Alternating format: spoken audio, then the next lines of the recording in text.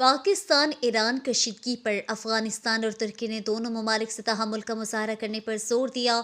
غیر ملکی خبر رساں ایجنسی کے مطابق افغان وزارت خارجہ کی جانب سے بیان میں کہا گیا ہے کہ پاکستان اور ایران کے درمیان حالیہ پرتشدد واقعات خطرناک ہیں۔ طویل جنگوں کے بعد خطے میں امن و امان استحکام آیا ہے۔ افغان وزارت خارجہ نے کہا کہ پاکستان ایران کو تنازعات سفارتکاری سے حل کرنے چاہیے۔ ترک وزیر خارجہ حاکان فیدان کا کہنا ہے کہ پاکستان اور ایران کے وزرائے خارجہ سے ٹیلی فون پر بات کی ہے۔ ایران اور پاکستان دونوں ہی خطے میں کشیدگی بڑھانا نہیں چاہتے۔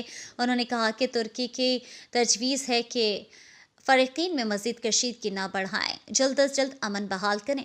ترک وزارت خارجہ سے جاری بیان میں بھی کہا گیا ہے کہ خود مختاری اور علاقائی سالمیت کے باہمی احترام کی بنیاد پر مسائل کو حل کیا جانا چاہیے۔